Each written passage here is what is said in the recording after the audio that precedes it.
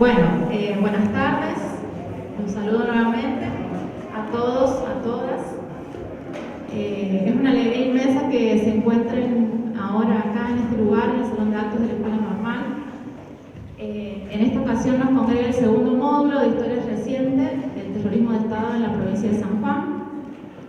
Y es el cierre también de la 9ª Feria del Libro, que se ha llevado a cabo durante toda la semana en la institución. Nuevamente nos acompaña el equipo de Territorio, Género y Memoria de la Universidad Nacional de San Juan, específicamente de la Facultad de Sociales, casi como digo el nombre de mi facultad. Y les agradecemos a Gerardo, a Marcela, a Carlos, la presencia, a José también, que ha venido ahora. Justamente porque es un espacio, como lo mencionamos en el primer encuentro, de construcción del conocimiento, de debate, y también un poco para interpelarnos acerca de la importancia de la vida en democracia.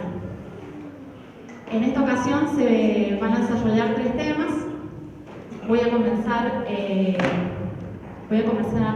yo con un tema particular, un estudio de caso, justamente de terrorismo de Estado en Hacha. Va a continuar Marcela y Gerardo con la represión sufrida por expresas políticas durante la última dictadura militar, y finalmente va a cerrar el encuentro el señor magíster Carlos Ureta con las rendijas de la memoria y la historia de los derechos humanos en San Juan. Bien, bienvenidos, bienvenida Marce, muchas gracias por venir, por viajar y por estar acá y ocupar parte de su tiempo para construir conocimiento acá en nuestro instituto. Muchas gracias. Como les mencioné hace un rato, voy a comenzar la exposición con un tema local acerca de una detención política y los vestigios del terrorismo estatal en esa detención política. También aprovecho la ocasión para agradecer la presencia de los familiares de Alejandro Coqui García, ¿sí? Porque justamente gracias a ellos y a su lucha es que yo he podido realizar este trabajo. Me han brindado los documentos necesarios y toda la información y el apoyo necesario para poder llevarlo a cabo. Bien, como les mencioné, se trata de un estudio de caso centrado principalmente en la detención política de Alejandro García. Es un caso local de violencia institucional punitiva, ¿sí? Que contiene esa detención también vestigios de la represión y del terrorismo estatal, en este caso en nuestro departamento. Una de las preguntas que a mí me motivó para generar y desarrollar este trabajo es acerca de las condiciones de posibilidad de ese terrorismo de Estado, porque al trabajar con ese concepto nos encontramos con que no solamente incluye prácticas ilegales o clandestinas, sino también prácticas públicas y, entre comillas, legales. ¿Sí? Son las dos caras de ese terrorismo de Estado.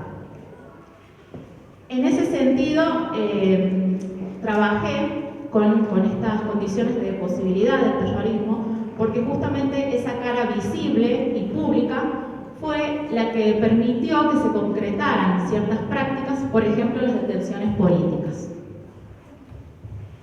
Ese terrorismo de Estado no solamente buscaba destruir, castigar, sino que también generaba y producía poder.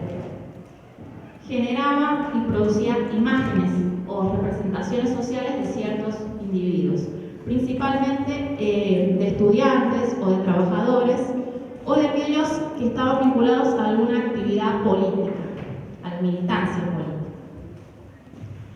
Para poder analizar esas características del terrorismo, me detuve en los documentos burocráticos, es decir, en los documentos que producen las diferentes agencias estatales, las instituciones del Estado, en los decretos del Poder Ejecutivo Nacional y en discursos y prácticas represivas imperantes en la década de 1970.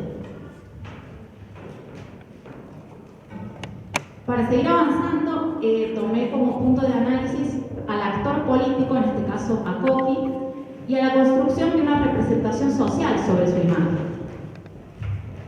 Bueno, como mencioné, Coqui era un médico jachallero, fue militante político, militó en la Juventud Universitaria Peronista y en la Juventud Peronista Revolucionaria, principalmente cuando estaba cursando sus estudios de medicina en la provincia de Córdoba. Cuando es detenido, es sometido a torturas en el Regimiento de Infantería Montada número 22, en Marquesado, en la provincia de San Juan, y después es trasladado a diferentes cárceles o penitenciarias de nuestro país. ¿Cómo se llegó a detener a Coqui? Primero, a través de una construcción social, de una imagen con una fuerte carga negativa. Esto sería una dimensión productora de ese Estado terrorista, porque lo que hace es diseñar un dispositivo para considerar de manera peyorativa, negativa o con un tinte de peligrosidad a ciertos militantes políticos, ¿sí? O activistas revolucionarios también. Esa construcción de la imagen negativa es la que permite que la sociedad civil acepte la represión y acepte el terrorismo de Estado, o que lo justifique, ¿sí? En el sentido de decir, pero hacía esto, entonces por eso se lo llevaba. Era peronista, por eso fue preso, ¿sí?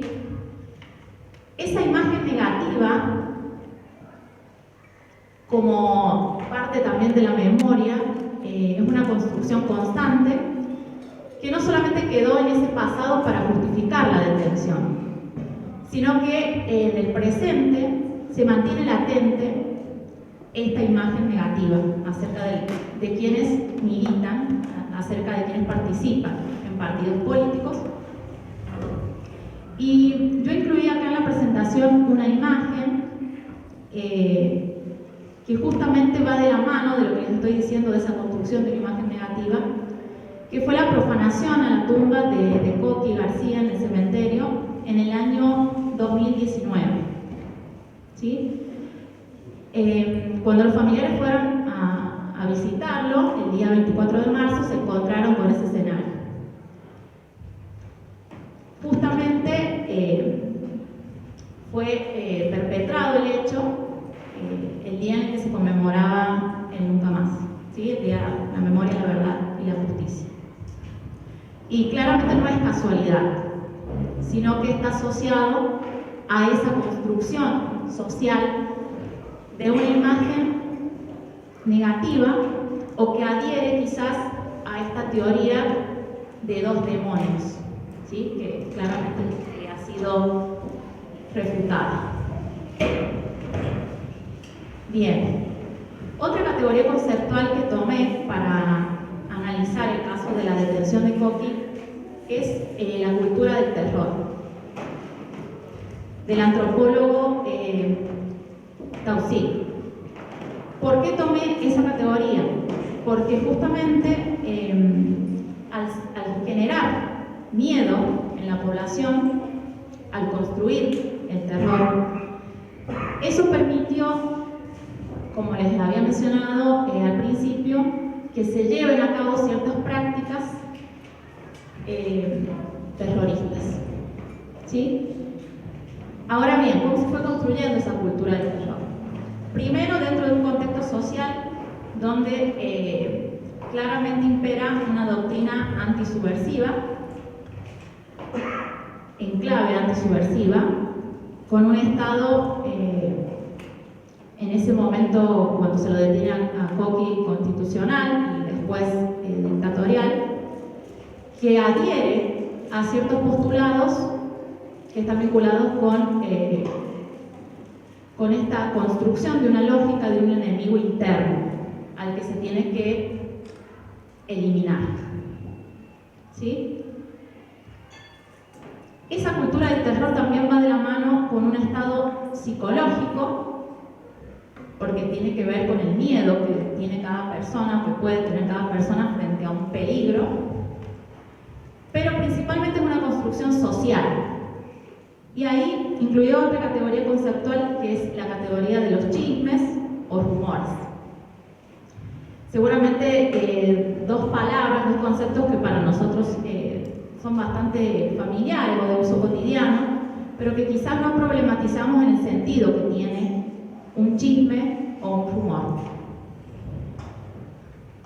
Y en el caso de la detención de Coqui, estos dos mecanismos fueron decisivos a la hora de concretarse esa detención y también en la extensión que tuvo en el tiempo esa detención. ¿Por qué? Porque justamente un chisme o un rumor es una práctica social, es una categoría conversacional, está presente en las conversaciones, y también constituye un acto performático del habla. ¿Qué quiere decir esto? Que a medida que nosotros tenemos un discurso, ese discurso después genera y construye una realidad, construye una práctica. ¿Y cuál era ese rumor que circulaba en ese momento en Hacha? Por ejemplo, que en la Puntilla, en la zona de la Puntilla, se llevaban a cabo entrenamientos guerrilleros, ¿sí? Y que justamente el partícipe necesario y principal de esos entrenamientos era Coqui García. También había circulado en ese entonces el rumor de que podían ser ovnis o platos voladores los que se habían instalado ahí en esa zona de nuestro departamento. Entonces ahí se da un interjuego entre el mito y la verdad, entre la mentira y la realidad, y construye una trama discursiva y práctica de un realismo mágico, ¿sí? ¿Qué quiere decir esto? Que tanto circula la palabra o el discurso, sí, en la Puntilla se realizaban entrenamientos guerrilleros, que después, a medida que va pasando el tiempo, ese discurso se consolida y termina expresándose como una verdad. Sí, entonces, ¿qué decían? Sí, ahí se dedicaban a prepararse los guerrilleros en la Puntilla, y ahí estaba Coqui. Por eso fue legal la detención. Después, cuando pasó el tiempo, en realidad se investigó qué era lo que había sucedido en la zona, y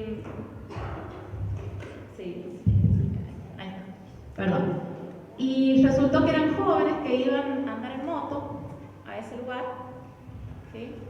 Que no eran ovnis, ni platos voladores, ni entrenamiento guerrillero de ningún tipo, ¿sí?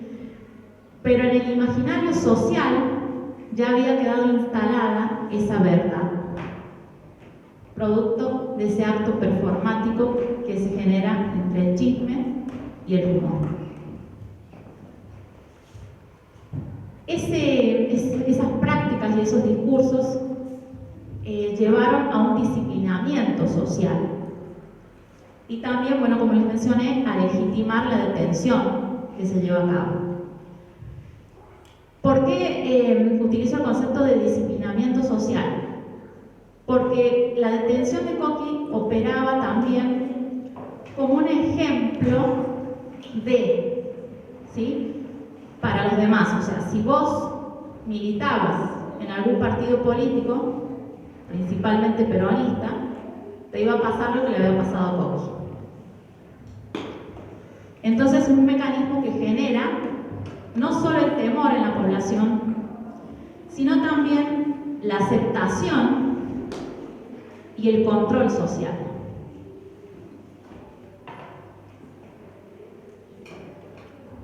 Bien, en este estudio de caso ha sido fundamental el análisis del rol de las fuerzas de seguridad específicamente del Escuadrón 25 Hachal de Gendarmería Nacional y también de los documentos burocráticos que fueron generando estas instituciones, estas agencias estatales.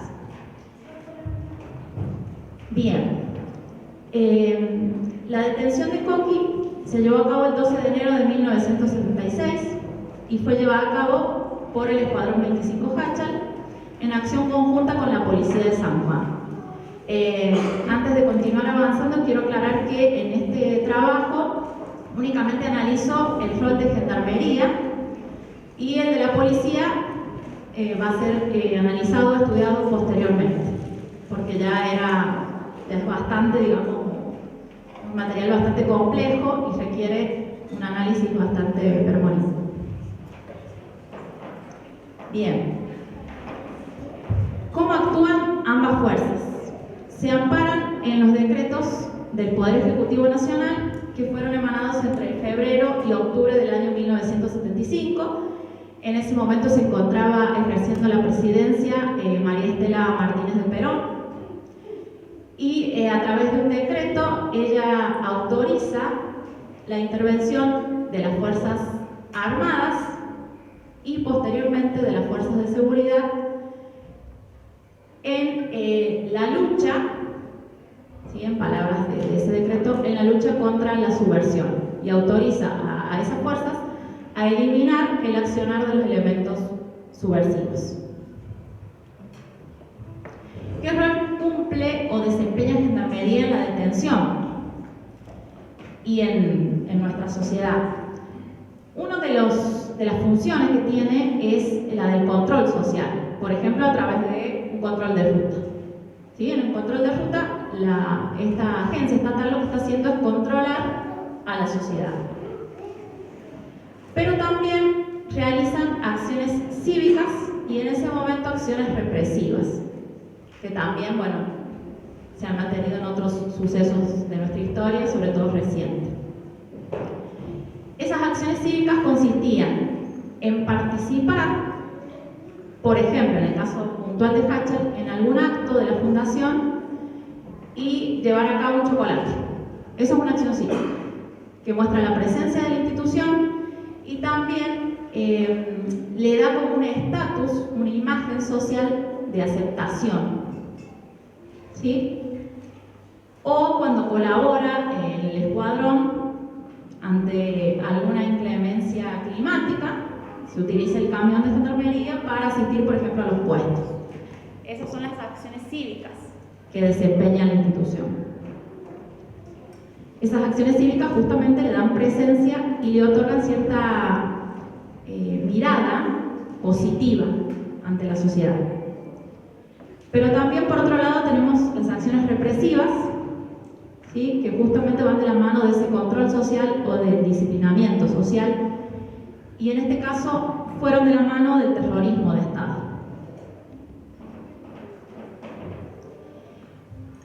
La imagen que se encuentra ahí en la diapositiva, seguramente no sé si se alcanza a leer, pero son los antecedentes de Coqui García, antecedentes que utiliza Gendarmería para respaldar la detención que llevan a cabo en Hachal. Coqui había sido detenido en 2 oportunidades, primero en Córdoba, también por ser militante político, ¿sí?, y después liberado por la amnistía a los presos políticos que fue establecida durante el gobierno de Héctor Cámpora. Él recupera la libertad en mayo. Pero Gendarmería utiliza esos antecedentes para respaldar la detención. ¿Por qué utiliza este documento?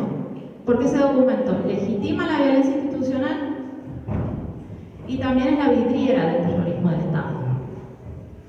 ¿Por qué le coloqué vidriera? Es la cara pública, ¿sí?, la que permite justificar las prácticas represivas.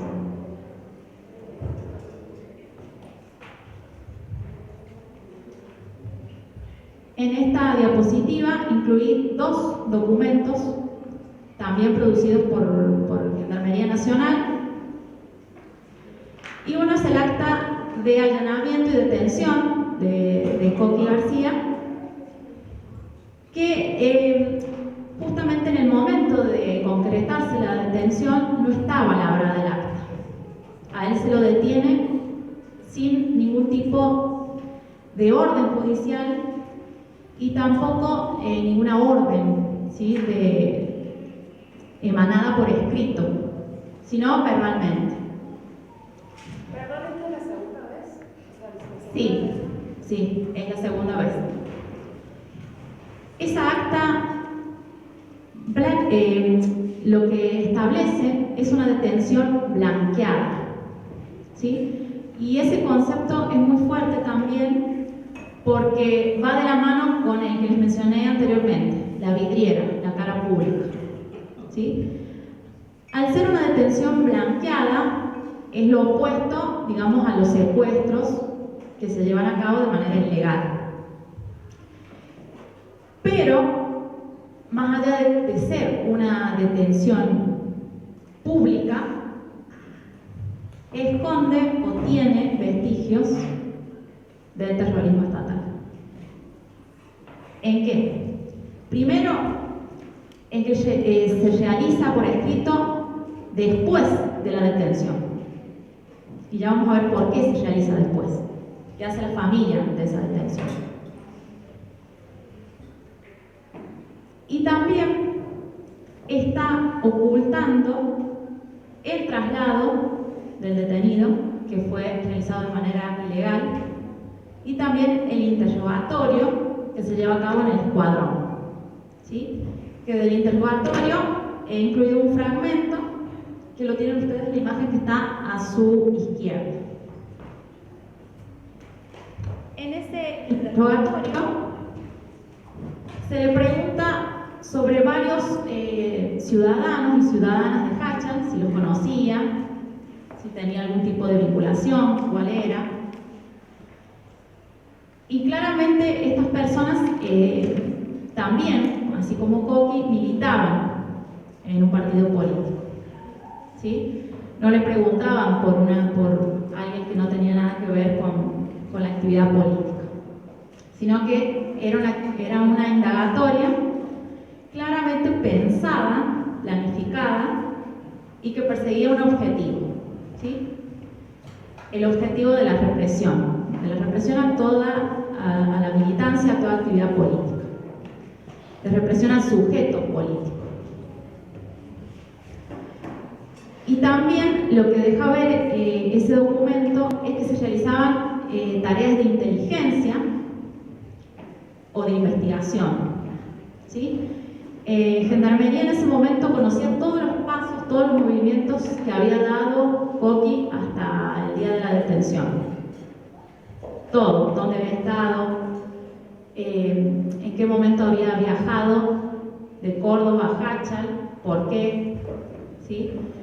Pero también lo incluyen, a pesar de conocerlo, lo incluyen en el interrogatorio. O sea, le preguntaban por qué estaba en Jáchal y cuánto tiempo se iba a quedar acá. En esa indagatoria, la carátula que le colocan para justificar la detención es sospechoso de delincuencia subversiva. Claramente la palabra sospechoso ya nos está dando mucha luz sobre el hecho y también nos indica que no tenían absolutamente nada para justificar la detención, salvo esa construcción social de la imagen negativa o de la imagen del montonero, del subversivo, ¿sí? Que fue lo que permitió que se lleve a cabo la detención. Bien. Recién yo les había mencionado que el acta de allanamiento Gendarmería la elaboró después de efectuada la detención y justamente lo hace como respuesta a un habeas corpus presentado por la hermana de Coqui García al otro día de efectuada la detención, o sea, el 13, donde ella pedía conocer el paradero de su hermano, saber dónde estaba su hermano, a través de esta garantía constitucional. Y el habeas corpus constituyó en ese momento una estrategia de resistencia y de lucha de todos los familiares de los presos políticos, de las presas políticas y de las personas desaparecidas. Ese habeas corpus lo que generó fue una producción de documentos burocráticos, en este caso por parte de Gendarmería, pero también por otras agencias estatales que ya les voy a mencionar. ¿Qué hace Gendarmería? Comienza a producir documentos, primero justificando la detención y después indicando que Coqui había sido trasladado al RIM 22, el Regimiento de Infantería de Montaña, que es en ese regimiento en donde sufre torturas.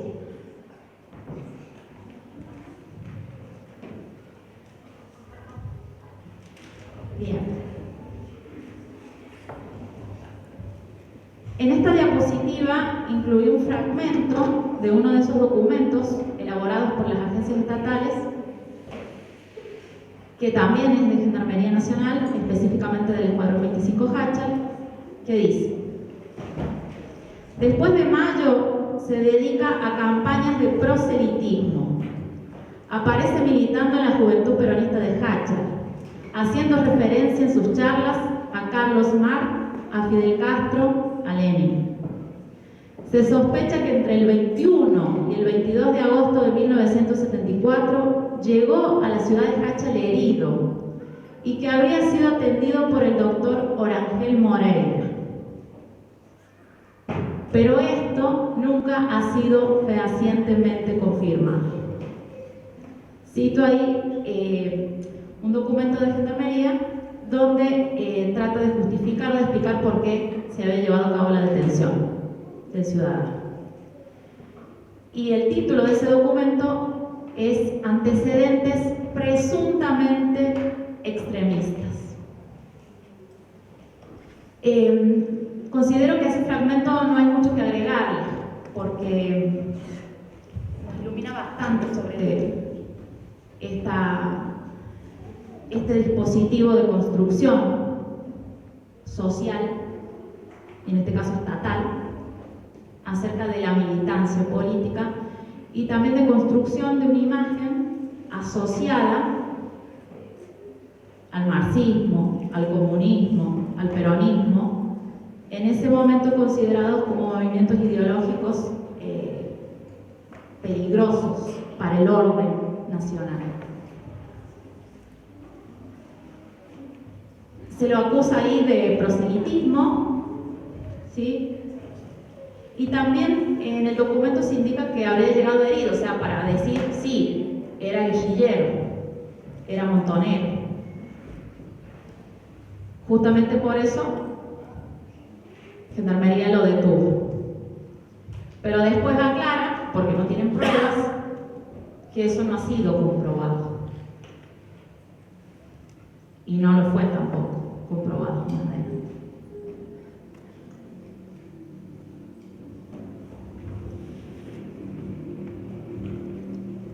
Las fotografías de esta diapositiva constituyen otro documento burocrático, en este caso elaborado por el Juzgado Federal de San Juan, del 18 de febrero de 1976, donde básicamente lo que dice el juez es que hay inexistencia de mérito y de elementos probatorios para instruir sumario penal, en este caso a Coqui García. Pero que no se le otorga la libertad personal porque está a disposición del Poder Ejecutivo Nacional.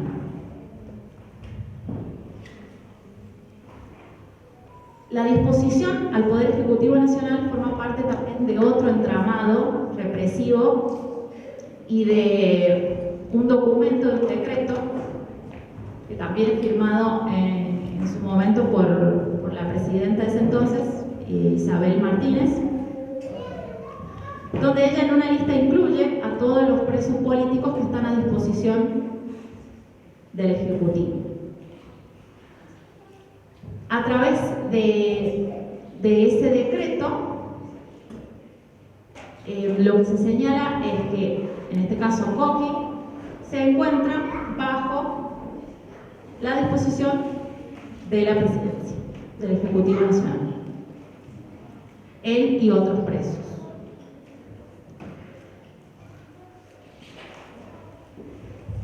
Este es el decreto 173, sancionado el 15 de enero. Y la justificación de ese decreto es básicamente en sintonía con el discurso de Gendarmería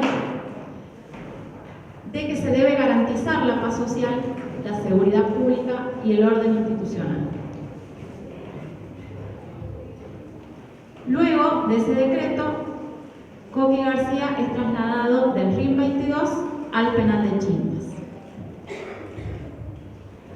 y posteriormente a Mendoza, a otra cárcel de Mendoza y después a La Plata.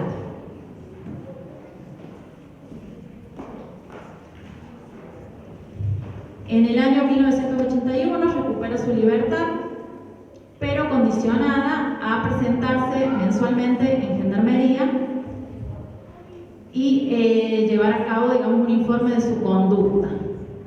¿Qué quería decir esto? O sea, que directamente no tenía que militar más, no tenía que continuar con actividades políticas, porque estaba sujeto a ese control. Para cerrar, establecía ahí una serie de condiciones generales y reflexiones finales, entre las que se encuentra, por ejemplo, que en la detención política las agencias estatales tejieron una red de relaciones productivas y coercitivas, que es un poco lo que he ido desarrollando en el trabajo, esto de producir, de construir una imagen social que permita legitimar y posibilite la aplicación de prácticas ilegales. Y también de producir documentos escritos que avalen o que sean la vidriera o la cara pública de las detenciones. En todos los documentos que he analizado siempre está presente el concepto, la categoría conceptual de delincuente subversivo. Y la contracara, el orden social, el orden nacional, que en ese momento el Estado represor se sentía representante de ese orden. En la detención de Coqui también se puede identificar, esto que estoy diciendo, la cara visible del terrorismo, la cara pública del terrorismo. Para que no pensemos que todo era ilegal o clandestino, sino que también tiene esta otra cara que permitió justamente que se apliquen después prácticas ilegales de detención, de tortura. Y para cerrar, creo que también la detención de Coqui en ese momento y después cómo fue transitando su cotidianeidad acá en Háchal hasta que falleció en el año 2014, creo que nos interpela a nosotros como sociedad para pensar qué lugar tiene un militante político en nuestro departamento, qué lugar tiene, qué imagen tiene, o qué representaciones sociales hay en Háchal sobre la militancia política, o en movimientos feministas también, ¿sí? ¿Qué cargas sociales, qué imágenes sociales tienen estas personas o estos sujetos políticos?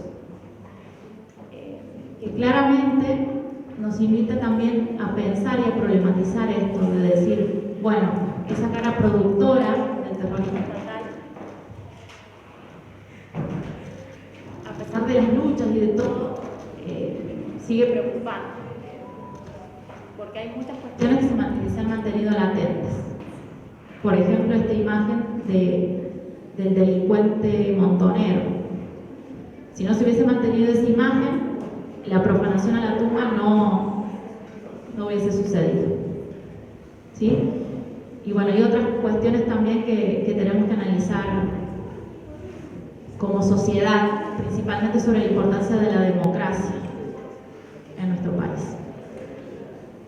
Bueno, muchísimas gracias por escuchar. Muchas gracias.